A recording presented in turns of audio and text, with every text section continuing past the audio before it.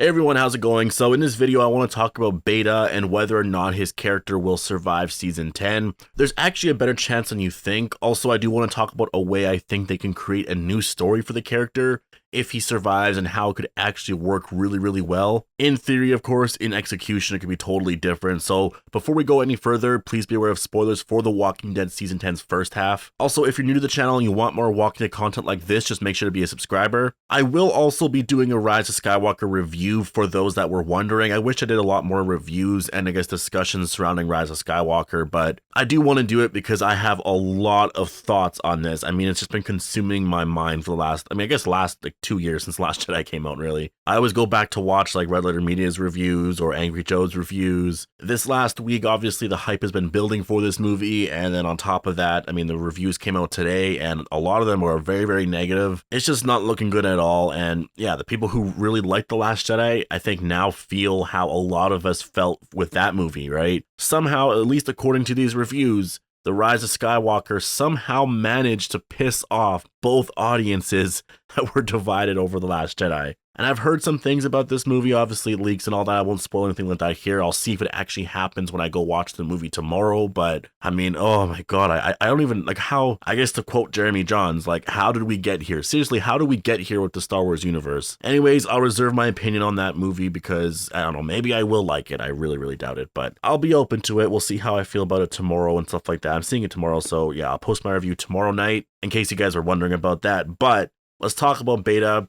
Could he survive the Whisper arc? Is that a possibility? Well, I definitely think there is a possibility. Will he survive Season 10? I think there's an even higher chance of that, if you're basing it off the comic anyways. Which obviously most predictions people have about the show are based on that anyways. You always gotta take that, or the source material, into consideration, because that's what they're borrowing from when they're trying to structure the season and write certain things for characters in the story, which is going to be really weird in like a year or two when there's no more source material, probably around, I guess, the time the Rick Grimes movie comes out. There's likely going to be barely, if not any, material left to work with from the Walking Dead comics. And that's going to be a very interesting time to talk about the show. I think, if anything, predictions fans are going to have are going to be way more imaginative, which obviously is a good thing. And that is kind of where I'm going with this whole Beta survival storyline. This is something that I think would work really well if done right. I'm still torn on if I really want it to happen or not, but when it comes down to it, I like the Beta character, especially on the show. I love Ryan Hurst as an actor. If we can get a Beta without his mask, so basically just Ryan Hurst on The Walking Dead, I think that would be really amazing, because you would have this really amazing backstory for the character. But first, let's discuss what happens to him in the comic, because that, at least in my opinion, is the path they shouldn't take with this character. Beta in the comic was introduced a little too late. Like, he was a nice idea, and a lot of fans loved the character as soon as he was introduced, but again, I think it was just a little too late. From what I remember, he was introduced right as Negan escaped Alexandria and went into Whisperer territory, so basically the first time we would have met Beta on the show, if they did the same thing, would have been in episode 5 of season 10. So it was a little late when looking back at it, because they didn't really do enough with that character to make him a scary villain and kind of the lead of the Whisper War arc. He was just a mindless monster in my opinion, because after Beta's death, he just unleashes this Whisper horde, attacks Alexandria, attacks the hilltop, but I mean ultimately goes missing for a while our characters deal with the horde. He actually isn't even a part of that horde stuff. He's like there in the beginning, unleashes it all, but then just walks away. He comes back later on in like 8 issues later, 10 issues later or something. I think it's like 10 issues later actually, and then just dies in the most pathetic way possible. The mask is taken off and it's revealed that he was a famous basketball player.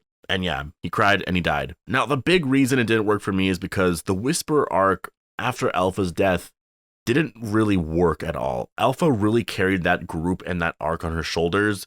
She's super important to the core of that story. Maybe if Beta was introduced earlier on, the arc could have worked, but he wasn't. And instead, the actual Whisper War, we're dealing with a Whisperer that we just met and not Alpha, a Whisperer we were dealing with for like 25 or something issues at that point, which in real time was like, I think it was close to 2 years. And so when that Whisper arc came to a close, it was very underwhelming. It was a mess, and Beta went missing for however long. And when they teased his return, I thought it would actually mean something. Surely if you're bringing back that character, it has to mean something. And I was really waiting for that arc to have that big moment that we were all waiting for. But no, Beta comes back, Eren or Jesus kills him, I can't remember who did it, and he's unmasked. He freaks out about his mask being taken off, and then he dies. And it's just kind of, it's like, I don't know, he was just forgotten about. It was really, really pointless. And so, in my opinion, his arc, just that whole thing did not work. And if that happens on the show, obviously they could do it differently. Maybe it happens way sooner during the actual Horde stuff or before the Horde is unleashed and they change it up quite a bit. They could make it work. But based off of comic material, if they follow that exact same kind of timeline, it just overall did not work for me. And I want something different for that character on the show. If you're going to kill him off at all, kill him off while people still really care about the Whisperer story. Like, kill him off in season 10. Don't kill him off in season 11 for just one random episode while we're really into the Commonwealth arc at that point, right? So a way I believe they could do this is just have an unmasked Beta for some portion of the story. Maybe Beta dies in season 11 or 12. I don't know. Like, he doesn't really ever have to redeem himself. I'm not really saying that. Like, he doesn't have to redeem himself like Negan is right now. Maybe Negan and Daryl try to prove to him that a society does work. Maybe even the Commonwealth keep him in a cell. Maybe they actually find him at some point, you know? What I really want is that character specifically to be taken captive by Alexandria at some point in season 10's second half, maybe in the finale, and he's unmasked, which causes him to just freak out in that cell. Everybody knows his name. Everyone knows who he was back in the day because he was a famous rock star. I mean, essentially at this point, you have an animal locked up in a cage situation here, right? I think character development-wise, there's so much you can do there. There's so much that Kirkman didn't get to explore with Beta in the comic that the show can really utilize. Make Beta a more three-dimensional character, not this monster that just grunts all the time. And I think a way to do that is have him unmasked. The actor that is playing him is Ryan fucking Hurst, right? I mean, everyone loves that guy. So I think everyone, for the most part, would be totally cool with it. Just the idea of Beta surviving, living in captivity in Alexandria. Maybe they don't even call him Beta anymore. You know, maybe they actually call him his real famous name or his real life name or whatever, because he's apparently a rock star. So maybe he just goes by that now. Maybe he doesn't like it, but like, obviously Alexandria, they don't care. They're going to call him what his real name is, right? So he would essentially be an entirely different character with an incredible backstory. And I think there's things you can do there. Again, I'm not trying to say that he can live for like seasons afterwards and all that. Maybe he dies in season 11 trying to protect Lydia.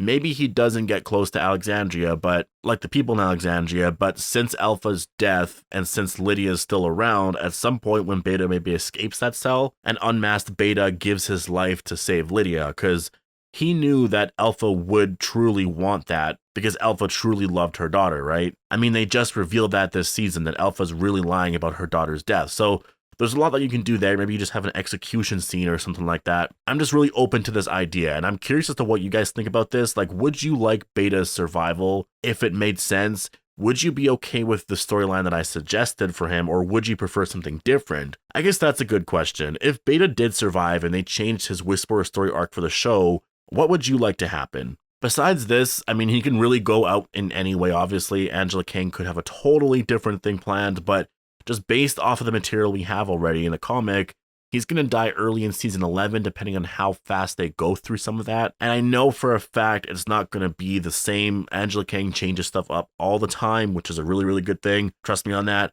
And so the idea of her keeping Beta's story the same or it happening when it happens anyways during the Commonwealth arc is just, it's very unlikely. So hopefully he's not a random loose thread that just gets wrapped up in season 11.